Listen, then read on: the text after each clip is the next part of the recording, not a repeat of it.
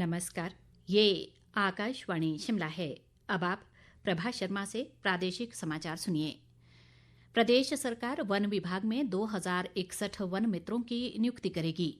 ये निर्णय आज शिमला में मुख्यमंत्री सुखविंदर सिंह सुक्खू की अध्यक्षता में हुई प्रदेश मंत्रिमंडल की बैठक में लिया गया।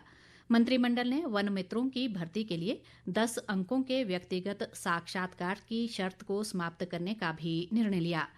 मंत्रिमंडल के फैसलों की जानकारी देते हुए उद्योग मंत्री हर्षवर्धन चौहान ने कहा कि मंत्रिमंडल ने वन संरक्षण अधिनियम 2023 में हाल ही में किए गए संशोधन के अनुरूप इको टूरिज्म नीति 2017 में संशोधन करने का निर्णय लिया है। इसका उद्देश्य राज्य में इको टूरिज्म गतिविधियों को बढ़ावा देना और उनका विकास करना है। मंत्रिमंडल ने हमीरपुर मेडिकल कॉलेज व अस्पताल में नर्सिंग कर्मियों के 150 पद और सहायक व सह प्रोफेसरों के 10 पद सृजित करने व भरने को मंजूरी दी। मंत्रिमंडल ने एसडीआरएफ का प्रशासनिक नियंत्रण एडीजी होमगार्ड को हस्तांतरित करने को भी मंजूरी दी। मंत्रिमंडल ने इलेक्ट्रिक वाहनों के उपयोग को बढ़ावा देने और जीवाश्म ईंधन वाहनों पर निर्भरता कम करने के लिए राज्य के 6 ग्रीन कॉरिडोर्स के साथ ईवी चार्जिंग स्टेशन नेटवर्क को विस्तार देने के लिए निजी क्षेत्र को शामिल करने को भी मंजूरी दी। मुख्य संसदीय सचिव आशीष बुटेल ने सहकारिता को जन आंदोलन बनाने की आवश्यकता पर जोर दिया है ताकि गांव और गरीब समृद्ध हो सके। आशीष बुटेल ने आज पालमपुर में जिला स्तरीय सहकारी शिक्षा प्रशिक्षण कार्यक्रम की अध्यक्षता करते हुए कहा कि स्वरोजगार से आर्थिकी को मजबूत करने में सहकारिता क्षेत्र की अहम भूमिका है। उन्होंने कहा कि सहकारी समितियों का स्वामित्व, नियंत्रण और संचालन सदस्यों के हाथ में है और प्रदेश की सभी समितियां बेहतर तरीके से इनका संचालन कर रही हैं। उन्होंने अधिकारियों को सहकारिता को गंभीरता से लेते हुए गांव-गांव में सहकारी समितियां बनाने के निर्देश दिए। आशीष बुटेल ने पालमपुर क्षेत्र के भेड़ पालकों को भी सहकारिता से जोड़ने और 1 महीने में भेड़ पालन व बुनकर व्यवसाय से जुड़े लोगों के लिए रोड मैप तैयार करने के विभाग को निर्देश दिए। कुल्लू के ढालपुर मैदान में आज से 10 दिवसीय सरस मेला शुरू हुआ। जिला ग्रामीण विकास परियोजना अभिकरण द्वारा आयोजित इस मेले का मुख्य संसदीय सचिव सुंदर सिंह ठाकुर ने शुभारंभ किया। सुंदर सिंह ठाकुर ने इस मौके पर कहा कि सरस मेले के आयोजन से बहुत से लोगों को रोजगार मिलेगा और उनकी आर्थिकी मजबूत होगी।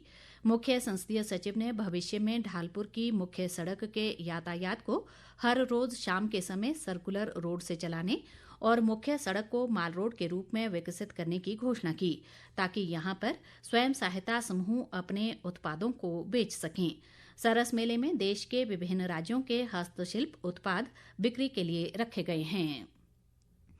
कांगड़ा संसदीय क्षेत्र से सांसद डॉक्टर राजीव भारद्वाज ने कांगड़ा हवाई अड्डे के अधिकारियों को एयरपोर्ट परिसर और यहां दी जाने वाली सुविधाओं को पर्यटन के अनुकूल विकसित करने के निर्देश दिए हैं।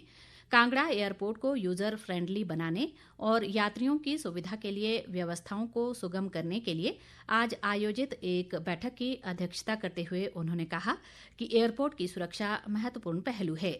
इसके लिए पूरी तरह से समर्पित व उच्च प्रशिक्षित सुरक्षा बल की जरूरत है। उन्होंने एयरपोर्ट में तैनात सुरक्षा बल को हर लिहाज से सक्षम बनाने के लिए सरकार का सहयोग लेने को कहा। बैठक में उप मुख्य सचेतक केवल सिंह पठानिया और विधायक सुधीर शर्मा भी मौजूद रहे।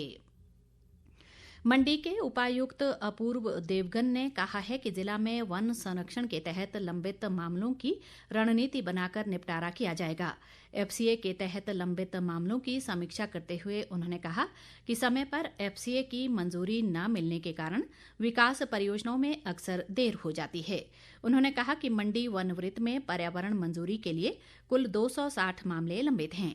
उपायुक्त ने पर्यावरण मंजूरी के लिए लंबित 111 मामलों की समीक्षा की और विभागों को इनके निपटारे के लिए आवश्यक दिशा निर्देश दिए। उपायुक्त ने लंबे समय से लंबित मामलों पर लगाई गई टिप्पणियों पर तुरंत कार्रवाई करने को भी कहा। राज्य विभागीय परीक्षा बोर्ड ने विभागीय परीक्षा के सत्र जुलाई 2024 का पुनर्मूल्यांकन का परिणाम घोषित कर दिया है। बोर्ड के सचिव दिनेश कुमार शर्मा ने शिमला में कहा कि संबंधित उम्मीदवार मानव संपदा पोर्टल पर अपना परीक्षा परिणाम देख सकते हैं। इसी के साथ ये समाचार बुलेटिन समाप्त हुआ। नमस्कार।